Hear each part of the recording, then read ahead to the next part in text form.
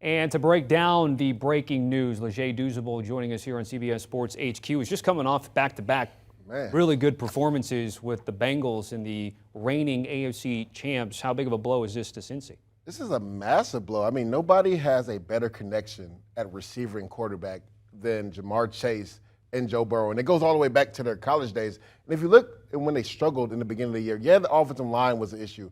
But let's not forget T. Higgins got banged up, right, and missed the game. And the offense just wasn't as explosive. Now, with Jamar Chase being out, guys can really double-team T. Higgins and maybe roll the coverage to Tyler Boyd. Joe Mixon in the run game has not been really getting going, so that's going to have to come into play now because without Jamar Chase and his explosiveness, this dude could take a quick hitch route, 70 yards. Last week versus the Atlanta Falcons, he took a quick hitch route, like 35 yards. He kind of circled the whole secondary for the Atlanta Falcons. We saw it the week before that versus New Orleans Saints. Quick out route, takes it 60 yards with less than 2 minutes on the clock. So this is a massive blow from one of the budding stars at the NFL position. But just the connection that Jamar Chase and Joe Burrow have is second to none. So this is going to hurt the Cincinnati Bengals going forward. Taking a look at some of the notes here from our research team, his targets ranked 5th, the receptions, I should say, also in the top 10 as well. So take me through, because they have a Monday night game against Cleveland on Halloween, so they do get an extra day. Take me through now. You're going to lose one of your star wide receivers. What's the game installation like? Different things in those meetings leading up to the game from now until then. Well, the good thing, Tommy, they have an extra day, and they decided to put this out there Thursday. They probably already knew Wednesday that he was not going to most likely play this week or the next 4 or 6 weeks. So they already put a game plan in place. If you look at them, when Joe Mixon got going last year, that's when they were able to make that run to the Super Bowl because if you add people to the box, they're going to kill you on the outside. They were able to run the ball because they had Jamar Chase and T. Higgins and then Tyler Boyd at the slot. I think Hayden Hurst becomes more entrenched in this offense now. Now, he's gotten a lot of target shares, but I think his target shares go up now with Jamar Chase being hurt. T. Higgins is going to have to prove that he could be a true number one, and I think he can. He's been over-highlighted by Jamar Chase, but I think T. Higgins has the ability to be a true number one receiver. We saw Tyler Boyd go off for 155 yards last week. I think his number goes up as well. And Joe Burrow, man, his feel in the pocket is second to none. Now, he doesn't use his legs all the time to just get up and run. He just finds a way to buy time in the pocket and find receivers down the field. So I know that with them knowing that Jamar Chase most likely wasn't going to play this week and going forward, that they've already put that in the game plan this week versus the Cleveland Browns. And I think, guys like Boyd, guys like T. Higgins, Hayden Hurst, and even Joe Mixon coming out of the backfield, I think they start, spreading the ball out a little bit more evenly. They had that proverbial Super Bowl hangover, a couple of losses to start the season, but again, have been playing some pretty good football. And for Jamar Chase himself, the last couple of games. Guys, can we bring up that schedule just one more time? Again, we're taking a look at a 4 to 6 week timetable that does include a bye week for them. So again, Leger, taking a look at what they have in front of them after the Browns on Monday night, how do you think they navigate the next potentially 6 weeks? Well, Joe Burrow, even before this injury happened, said, right, going into the Falcons week, he's like, this next 3 games is going to tell us who we are. Because after that, you saw they got some monsters. The Tennessee Titans on the schedule, the Buffalo Bills. They also have the Baltimore Ravens to play again, and I believe the Tampa Bay Bucks down the stretch. So these are winnable games, even with Jamar Chase being hurt.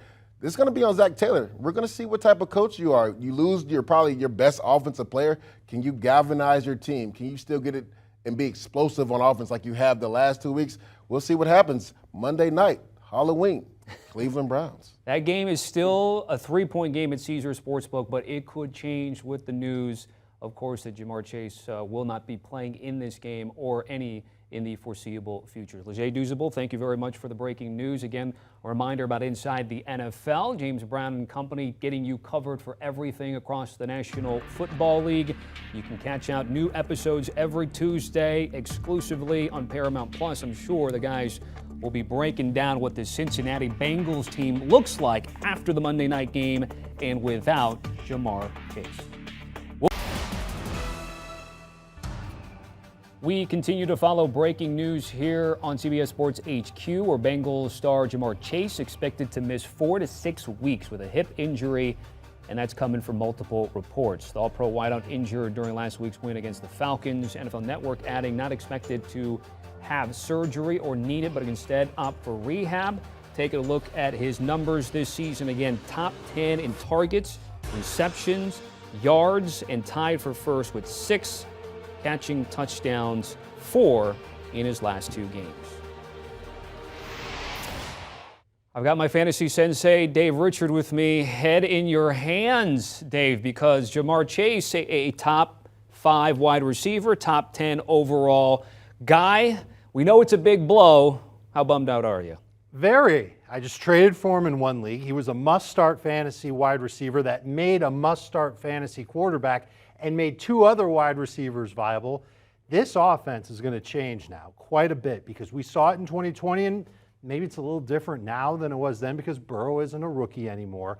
But this offense in 2020, very balanced, loved to lean on Joe Mixon. Higgins would have some big games. Boyd would have some big games. Burrow did not have a lot of big games. He averaged under 20 fantasy points per game. 4 times, 10 weeks, he was over 20 fantasy points. I'm nervous about him, but not so nervous that we can't call him a number 1 fantasy quarterback. Let's just start with Chase, though. Obviously, you've got to put him on your bench /IR. And if you think I've got some type of magic player that can come out and replace what Jamar Chase can do, I'm sorry, I don't. I don't have anybody like that because there's nobody like this guy. Awesome target, double-digit targets per week. You know what the numbers are, Tommy. It's a tough loss for anybody who just acquired Jamar Chase or drafted him and have been rolling with him all season long. Again, it's a liking to a guy that if you're going to take within the first few picks. Again, to your point, you're just not going to replace that production. However, people are going to be in a pinch. They're going to look to you for advice. You've curated a couple of names at least to maybe help in the short term. Which names can you highlight for us? And again, no one's going to replace the production of Jamar Chase, but guys that might get you anywhere from 10 to, on a good week, 17 PPR points. Yeah, we got some names. Wan'Dale Robinson's at the top of the list. The Giants just traded away Kadarius Toney. They weren't using Toney anyway because Robinson is that type of shifty playmaker receiver. You could look for him. Josh Reynolds, he had a terrible game last week. He might have been knocking the rust off from an injury he had.